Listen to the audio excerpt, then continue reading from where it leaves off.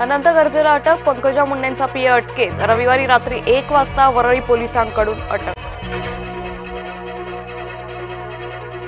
आत्महत्येवेळी घरात नव्हतो, अनंत गर्जेनं आरोप फेटाळून लावले।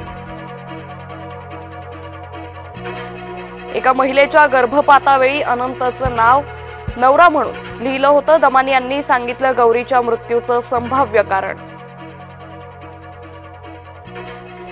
पंकजा मुंडेंचा पीए अनंत गर्जेच्या पत्नीची आत्महत्या, डॉक्टर गौरी गर्जेनं गळफास घेऊन संपवलं जीवन। गौरी गर्जेची आत्महत्या नसून हत्या, गौरीच्या नातेवाईकांचा आरोप। नाशिकच्या तपोवनमधील 1800 झाडं तोडण्याचं प्रकरण, झाडं तोडण्याप्रकरणी आतापर्यंत 900 हरकती प्राप्त, हरकतींवर आज जनसुनावणी होणार। क्रिकेटपटू स्मृती मानधनाचं लग्न पुढे गेलं, क्रिकेटपटू स्मृतीच्या वडिलांना हृदयविकाराचा झटका, स्मृतीचे वडील आणि होणारा नवराही आजारी। विकासाच्या मुद्द्यावरून माझी बिनविरोध निवड, फडणवीसांचा मामे भाऊ आल्हाद कलोतीचं विरोधकांना प्रत्युत्तर। अनेकदा बोलायचं असतं वेगळं, मात्र अर्थ वेगळे निघतात, अजित पवारांच्या वक्तव्याची मुख्यमंत्र्यांकडून सारवासारव।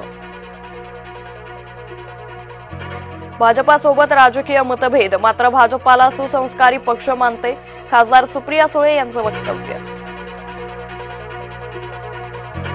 महाराष्ट्र सदनात कॅन्टीनमध्ये अचानक म्हस्के भेटले, दिल्लीत नरेश म्हस्केंची भेट योगायोगानं, उदय सामंतांच्या दाव्यावर अंधारेंचं स्पष्टीकरण।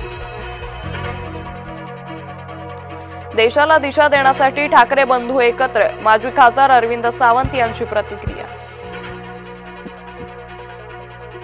न्यायमूर्ती सूर्यकांत नवे सरन्यायाधीश, भारताचे 53वे सरन्यायाधीश म्हणून पदभार स्वीकारणार, सूर्यकांत यांचा कार्यकाळ जवळपास 15 महिन्यांचा।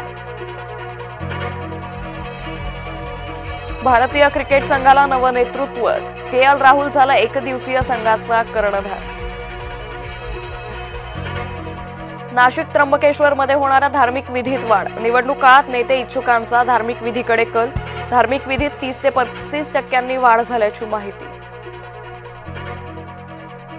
बुलढाण्यातील शाळेत विद्यार्थ्यांना रद्दी पेपरवर खिचडी देणं भोवलं, मुख्याध्यापक नरहरी टिकार निलंबित।